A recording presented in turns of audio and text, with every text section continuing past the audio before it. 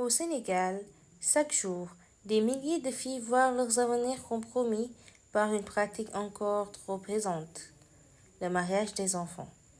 Ce samedi 11 octobre, à Dakar, la Coalition nationale pour l'abandon du mariage d'enfants au Sénégal, la CONAM, a réuni enfants, jeunes, autorités et partenaires pour dire stop à cette réalité qui freine l'éducation et l'autonomisation des filles. Sous le thème Tous ensemble pour l'abandon du mariage d'enfants au Sénégal. Cette journée internationale de la fille a été un moment fort de plaidoyer et d'engagement collectif. Au micro, la présidente d'honneur de la CONAM, Marie-Thérèse Sambo, rappelle l'importance d'harmoniser la loi sénégalaise avec les engagements internationaux. mun naa ne copié wu ñu collé am na ay organisation am na ay pays yu nga xamante ne peut-être ñu ngi ci 16 am na organisation yoo xamante ne dañuy ne jeune à partir de 16 ans mais loi au Sénégal en tout cas c'est 18-35 ans sauf bu amee une jeunesse anticipée. Le budget était de 1 622 000 000 de francs CFA correspondant à seulement 0,05% du budget de l'État et à 199 francs CFA par enfant. Ça veut dire que 1622 millions bari na lool mais boo ko divisé par nombre d'enfants buy composer le Sénégal day revenir à voilà c'est ça voilà.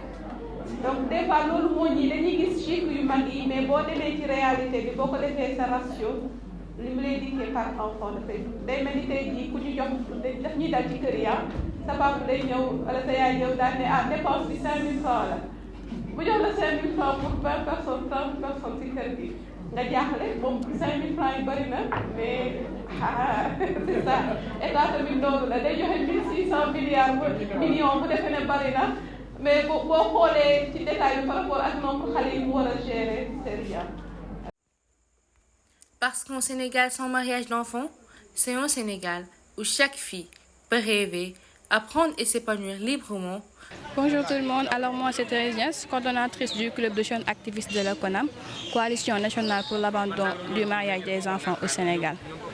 Cette journée représente pour nous une journée spéciale parce que c'est une journée internationale de la jeune fille célébrée partout dans le monde.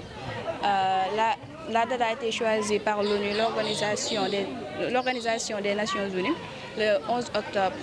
Et cette journée est une journée qu'on doit magnifier et célébrer pour le respect de tous les droits de toutes les jeunes filles. Cette journée aussi représente pour moi personnellement une journée d'engagement et de mobilisation face aux impacts des mariages d'enfants, plus précisément au Sénégal et dans les sous-régions. Pour les causes principales sont énormes et je peux en citer la pauvreté, le manque d'information et parfois même si on prend l'exemple de la sous-région, parfois les parents n'ont pas la bonne information, parfois aussi ce sont les normes sociales et les réalités, les barrières socio-culturelles. Parce que dans la sous-région, il y a la culture, il y a la religion et tout ça. Donc pour ces genres de cas-là, la famille est obligée de donner sa fille en mariage parce que la famille est pauvre ou bien cette fille-là pour la dignité. Parce que parfois les parents ne veulent pas que leur fille tombe en grossesse avant qu'elle se marie. Donc ce sont ces barrières-là qui sont les causes des mariages d'enfants. Les conséquences, je peux dire, sur la vie, plus précisément sur la santé, il y a la grossesse précoce. Et quand on parle de grossesse précoce, c'est une grossesse à risque. Ces causes sont là, ça peut être la mort, l'infanticide, les IST, les maladies sexuellement transmissibles, les fistules. Et même aussi la santé mentale, parce que parfois on oublie cet aspect-là. Si parfois la fille qui est victime de mariage d'enfants, si elle n'a pas l'accompagnement psychosocial concernant sa santé mentale, ça peut créer d'énormes, c'est les cas de suicide, les cas de la mort ou bien d'infanticide. Les conséquences des mariages d'enfants, par exemple, si on prend l'aspect de l'éducation, si je prends l'aspect de l'éducation, quand la fille doit se marier à l'âge de 12 ans, déjà elle n'a pas la chance d'aller à l'école. Et avec l'éducation, le droit à l'éducation, aujourd'hui, cette fille qui est à l'école a peu de chances d'être victime de mariage d'enfants. Donc, on peut dire que les mariages d'enfants sont un frein contre l'éducation. Et la place de l'enfant n'est pas dans les rues, n'est pas dans le foyer, mais à l'école. Pour l'aspect de la religion, je pense qu'il y a le collectif des imams qui ont aussi la justice aussi. Je peux commencer sur la religion. Il y a le collectif des imams qui ont mis en place un argumentaire religieux pour montrer à la population que le mariage d'enfants a beaucoup de risques concernant sur la fille. Le mariage d'enfants a beaucoup d'impact négatifs sur la vie de la fille et ses conséquences sont jusqu'à la mort. Parce que une fille qui est victime de mariage d'enfants, ses conséquences sont jusqu'à la mort. Parce que quand la première phase, la santé, ça peut être la mort.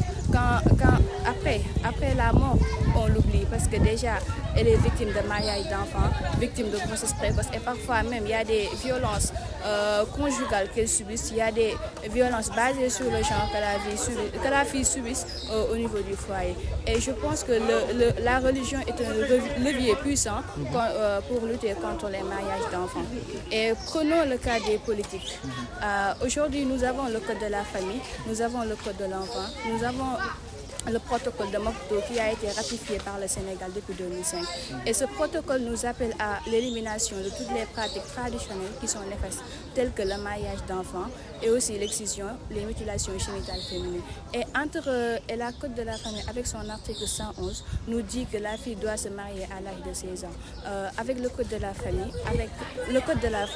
il nous dit que l'enfant doit se marier à l'âge de 18 ans, la fille. Donc il y a pas d'harmonisation entre le code de la famille et le code de l'enfant, entre le protocole de Maputo qui a été ratifié par le Sénégal sans réserve.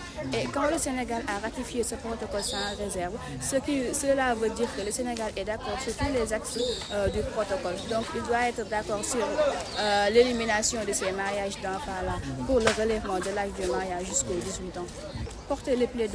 Toujours porter le plaidoyer pour qu'il y ait une harmonisation entre les codes pour le relèvement de l'âge du mariage et aussi pour les jeunes aussi d'être plus engagés et rester mobilisés face à ce problème, à ce cause qui est le mariage des enfants pour qu'on puisse vraiment y parler, faire ça de notre situation actuelle pour qu'on puisse avoir le relèvement de l'âge du mariage jusqu'à 18 ans.